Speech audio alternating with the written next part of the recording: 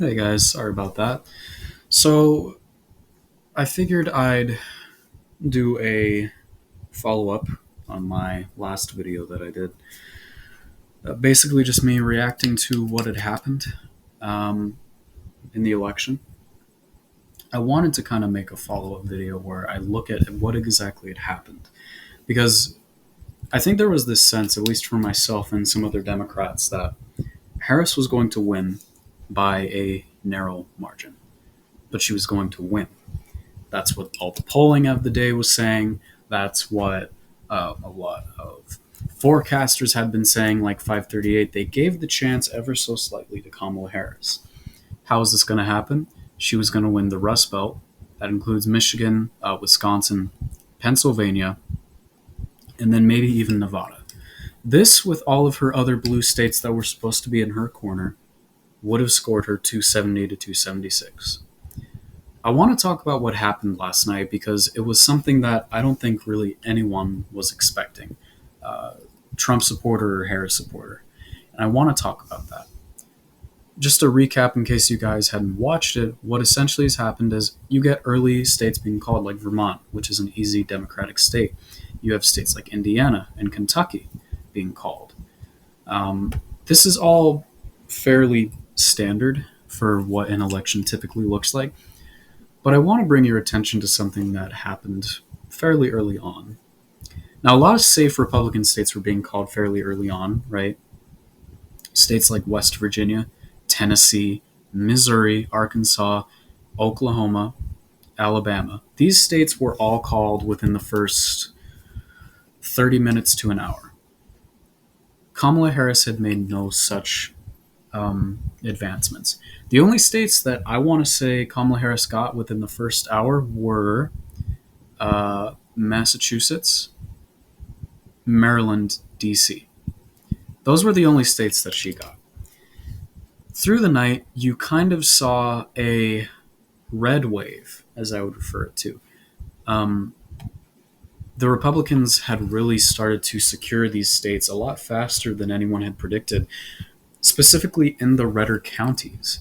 Trump had been performing much more favorably in these red counties, in these other Republican states, a lot better than his performance in 2020, and in some instances, even better than 2016 when he was running against Hillary Clinton.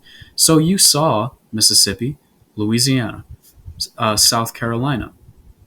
You saw Wyoming, Montana, Utah being called early. You saw Florida and Texas being called early for Trump.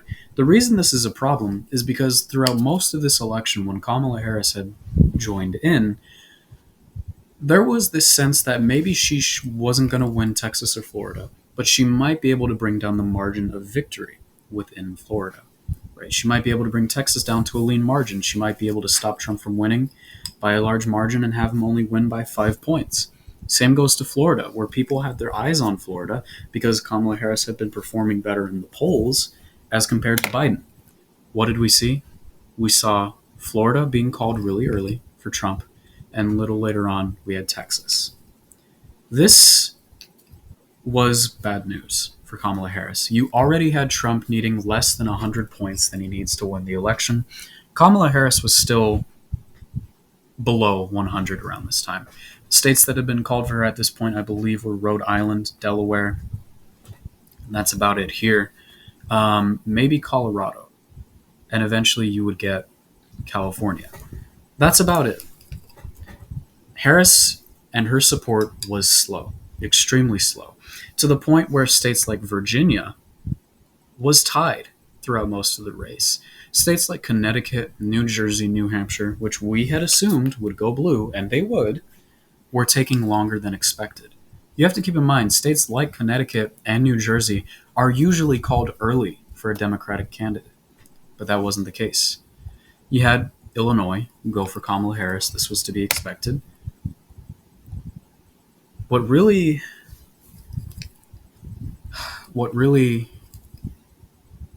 kind of showed me what was going to happen this election was how slow things were going in Virginia. Throughout the first hour and a half, 2 hours, the race in Virginia was tied. And then Kamala Harris eventually regained that lead and eventually won the state, but it was too late. She was expected to make ground in that state. She was expected to make ground in the Rust Belt. She was expected to make ground in some of these other states, but it never happened. She was too slow. She would, of course, go on to win states like New Mexico, Hawaii, Washington, Oregon. She did eventually win Connecticut, New Jersey, New Hampshire. She won Maine, its first district, Maine at large. She won Nebraska's second district. And that's about it. She also won Minnesota. She also won New York. That's it.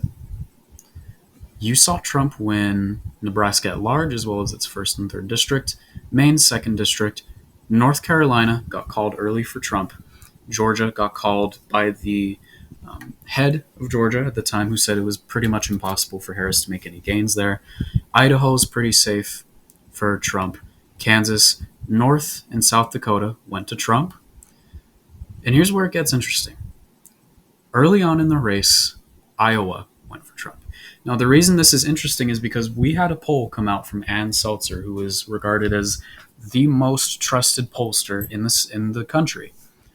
She claimed that Obama, I think back in 2008, would win the state. She claimed that Trump would win the state by fairly accurate margin. She has very rarely been wrong. And she was wrong. I had predicted that Iowa wouldn't go to Harris, but would probably go to Trump by a tilt margin, less than a point. Iowa went to Trump by 8 points. Actually, I think it might even be larger than that. It might have gone to him by 13 points, if I'm trying to remember correctly. That is a likely margin. This indicates that, once again, the polls, while underestimating Harris in some areas, severely underestimated Trump. So he wins Iowa fairly early on in the race. This indicates that he wins Ohio early on in the race because these two states tend to look together. And here's where the issue comes from. You already have two of the battleground states out of the arena. North Carolina and Georgia were easily called for Trump. You have the Rust Belt, you have Nevada, you have Arizona. Alaska is obviously going to go for Trump at this time. And the problem was, in every single swing state, Trump was outperforming in the districts he needed to outperform in. Harris had small leads in the Rust Belt during the start. She was even leading at a point in Arizona. Then it became a tie in Arizona. Then Trump started to reclaim that lead. Arizona got called for Trump. Pennsylvania got called for Trump. And he's won. At that point, he's won. He's won the Rust Belt, and he won Nevada. This is, I'm almost certain, the worst Democratic performance of the 21st century. Kamala Harris, as I said before, performed worse than Hillary Clinton. What happened in the 2016 election? Looked a little something like this. Hillary Clinton won Nevada, lost every other swing state. Trump won Nevada. This is something that I don't think really anyone was expecting unless you were a hardcore Trump fan. This is not something I was expecting, nor anyone else was really expecting. This is Trump's best performance. This is his best performance. To give you a little context into what I predicted was going to happen, because this is kind of a hobby of mine now, I guess. If we want to reclassify all of these swing states, just to kind of tell you what I thought was going to happen. I was almost certain Iowa was going to go to Trump by a tilt margin.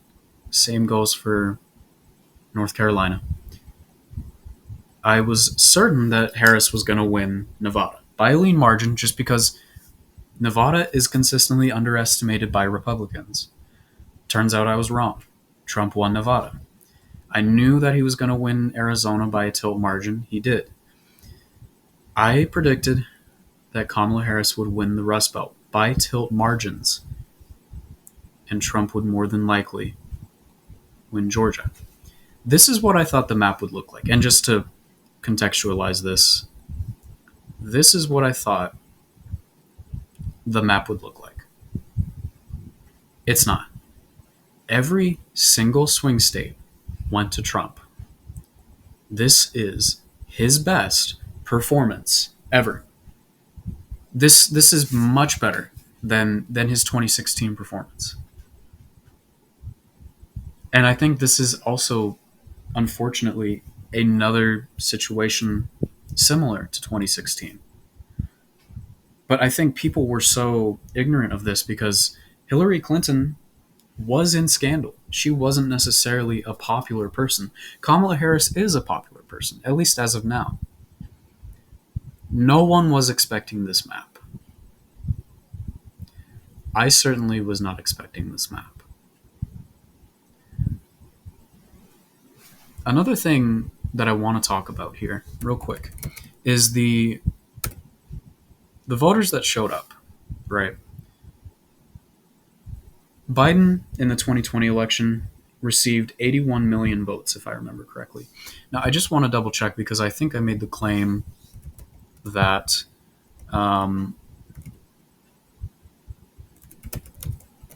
that Harris lost both the Electoral College and the popular vote in 2024. Who won the popular vote in 2024?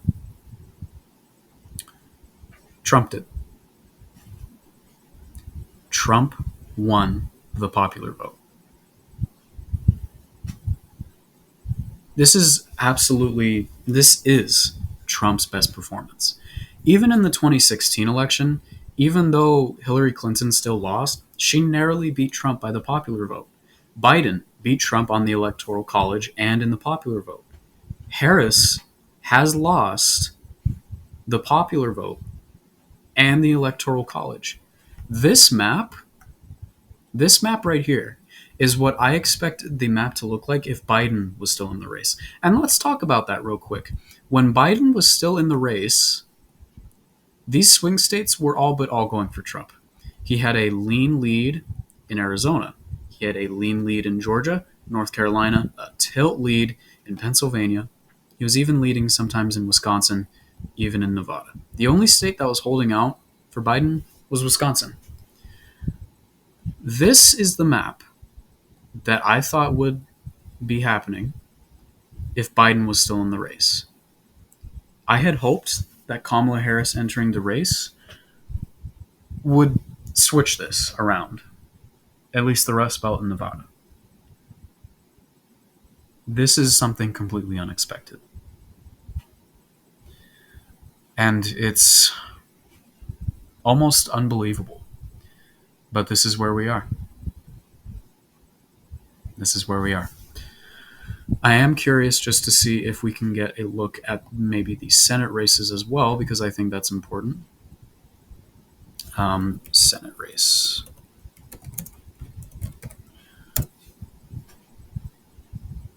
So here we have a look at the Senate race here. And let me pull this up. This is the Senate race. So Ruben Gallego is expected to win here by a lean margin. Texas was something that I think Democrats were hoping Colin Allred would win. I didn't think so. Pennsylvania narrowly won by the Republican. Right. This is a state that we had assumed the Democrats would win. Nevada, similar case here. This is by a margin of 0.5%. This is by a margin of 0.5%. The Democrats, it even says up here, the Democrats lost 3 seats, the Republicans gained 3 seats. The Republicans have complete control over the Senate. And this number only increases because J.D. Vance is now going to be the new head of the Senate. He's the president of the Senate. This is not good. This is easily the worst possible. I don't want to say ending, but this is easily the worst possible ending for Harris. This is absolutely despicable. I want to look at the House race real quick. Um, where they still have a lead. The Republicans have control over the Senate and over the House. This is, as I said, unprecedented. I don't know what the future is going to look like, but this was completely unexpected. When I projected that there would be a massive shift to the left that hasn't been recorded, it seems that there's been more so a rapid shift to the right. So it's going to be interesting to see what happens within the next 4 years. But main takeaway from this, we underestimated Trump again, and this is the worst Democratic performance of the 21st century. We had thought that Kamala might have the same numbers as Obama. This is the worst Democratic performance of the 21st century. But yeah, do with this what you will. That's it for me.